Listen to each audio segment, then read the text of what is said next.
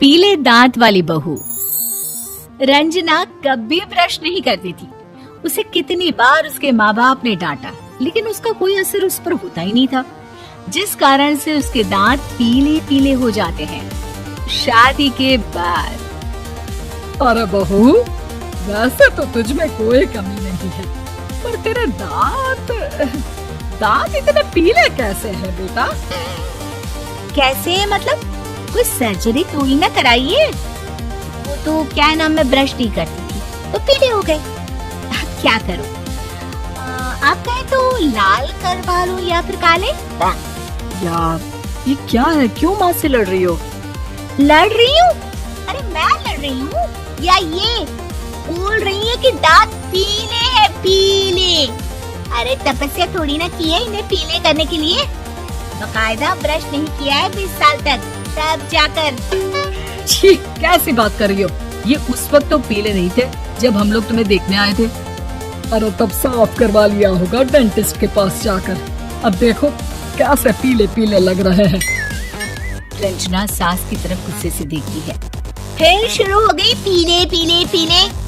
अरे पीले तो तब भी थे जब मेरे हाथ का रसगुल्ला उड़ा उड़ा कर खा रही थी और बोल रही थी, लड़की नहीं गुणों का खजाना दे रहे हैं भाई साहब आप।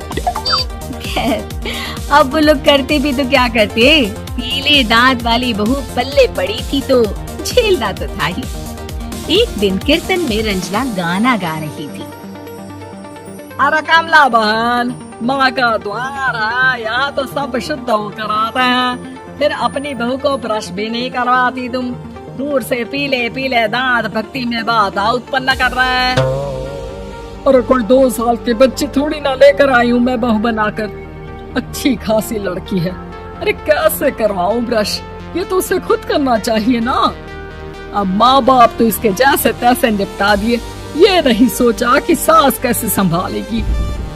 सास बहू को लेकर घर आ जाती है, लेकिन सोच लेती है कि अब इसे लेकर कहीं नहीं जाएगी। अगले रोज बहू कहती है, अरे क्या हो गया, मंदिर नहीं जाना क्या? कीर्तन का वक्त हो रहा है। मेरी मधुर वाणी से कान्हा जी जागते और सोते हैं। आप तो जानती है ना उनकी भक्ति में कितना मन लगता है मेरा। वो क्या है ना, तबीयत ठीक नहीं लग रही है मेरी, आराम करूंगी मैं। तबीयत ठीक नहीं लग रही? अभी तो मिथुन के गाने पर नाच रही थी आप, और अब बोल रही है कि तबीयत ठीक नहीं लग रही। अरे भक्ति में मन लगा लो सासू माँ, ऊपर जाना है, क्या मुंह दिखाओगी आप? हाँ? सास को बहू की बात पर गुस्सा आ जाता है। मैं क्या मुंह दिखाऊंगी, इसकी चिंता तो ना कर, समझी? अपने मुंह की चिंता कर, जो ये पीले पीले दांत लेकर हर जगह पहुंच जाती है। पता है लोग कितना मजाक बनाते हैं। ना जी ना, मैं नहीं जाना कहीं तेरे साथ। तो ये बात है, कोई ना, मत जाओ, मैं अपने कमरे में ही बैठकर भक्ति कर लूंगी। ऊपर वाला दांत थोड़ी ना देखता है, मन देखता है, भावना देखता है। और अरे बस बस, तू सब कुछ दिखा, बस ये सफेद चमकदार दांत ना दिखाना किसी को, है? जा यहाँ से। बहू को सास की बात का कोई फर्क नहीं पड़ता, वो तो जैसी थी वैसी ही रह जाती है। सुबह नहाकर किचन में खाना बनाना, फिर खाना खाना, कीर्तन भजन करना और सो जाना। एक दिन, माँ जी मैं सहेली के घर जा रही हूँ, शाम को लेट आऊंगी। हाँ, तो जाना, मैंने कौन सा तेरी आरती करनी है घर पर बैठकर।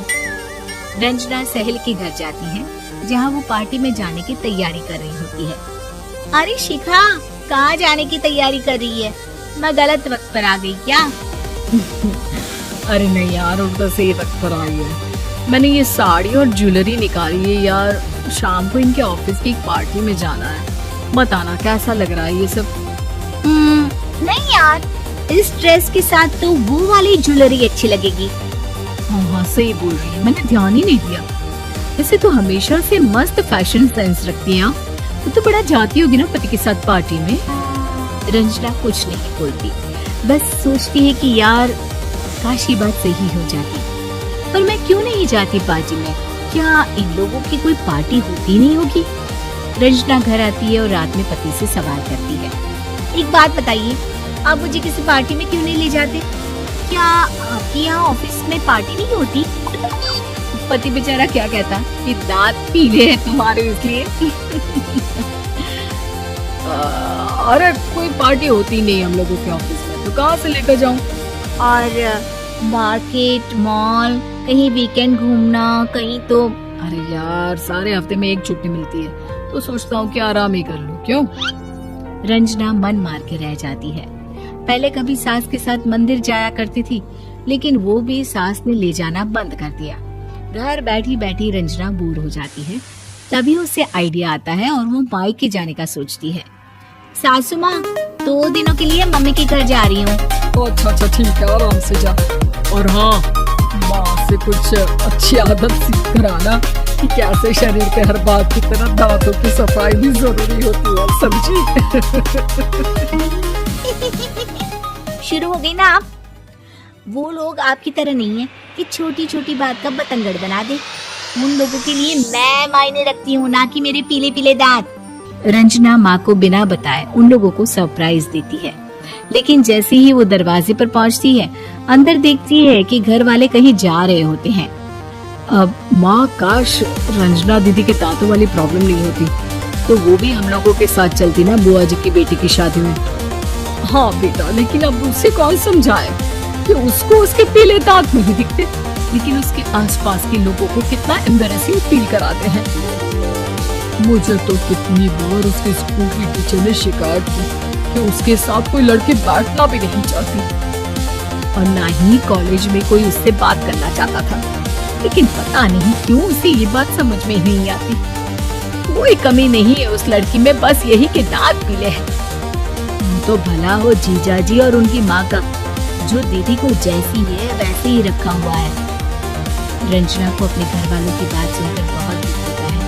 वो सोचती है कि वो क्या करे, लेकिन फिर वो सीधा डेंटिस्ट के पास जाती है, अपने दांत चमकाती है और कसम खाती है कि वो रोज ब्रश करेगी। और क्या हो गया? तुम तो 2 दिनों के लिए गई थी ना? पर कोई ना, अच्छा है, चलो आ गई। रंजना सास के सामने आकर खड़ी हो जाती है और पूरी स्माइल करती है, उसके चमकदार दांतों को दिखाती हुई।